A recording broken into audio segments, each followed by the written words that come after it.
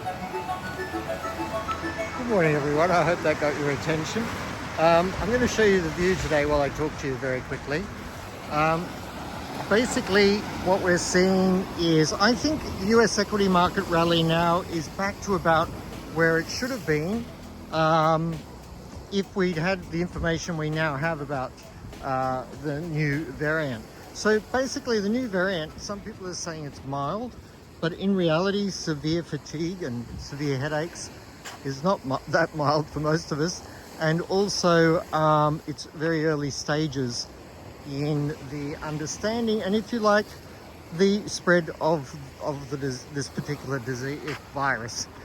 So we all know it always, deaths come with a delay of a few weeks, and this thing was caught earlier than just about anything else has ever been caught, much faster than Delta was caught.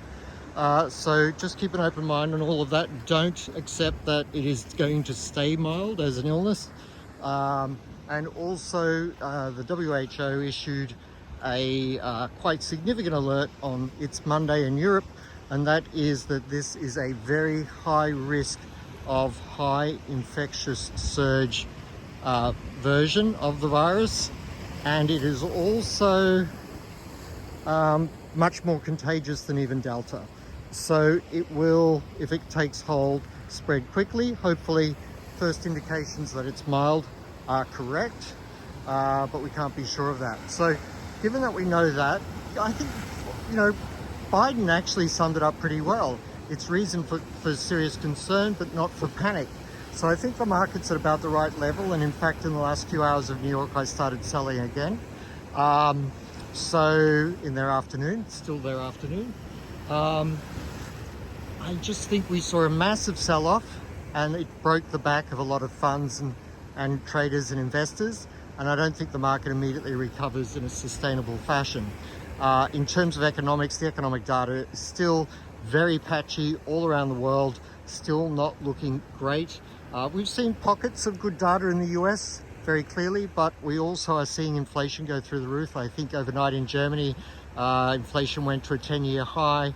Inflationary pressures in the US from rents and etc. still haven't entered the data, so because of the rental moratoriums, etc. So it's going to be if anything, this version of COVID is going to delay central bank action.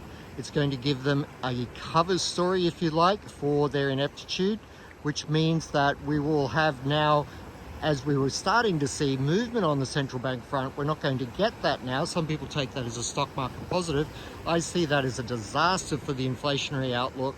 That means inflation will not only get well and truly out of the bag, but even accelerate to higher levels, which in the long term will seriously eat away at the foundations of any economy in a very major way, and sometimes irreparable way, for 2 to 3 years to come.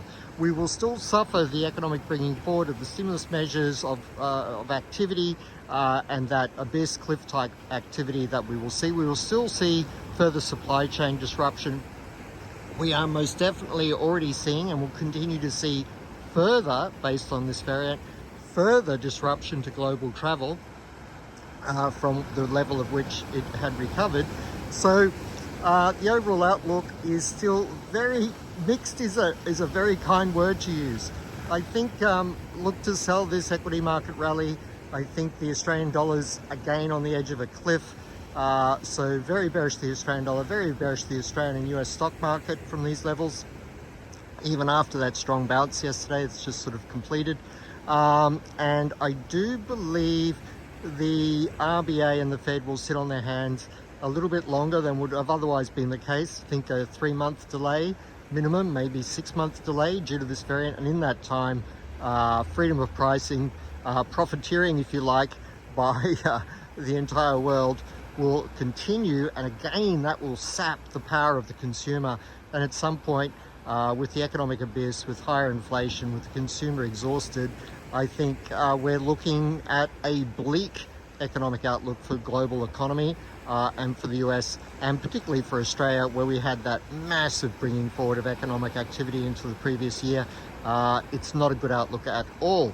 Yours truly, Clifford Bennett, Chief Economist, ACY Securities. I hope you have a great day. Cheers.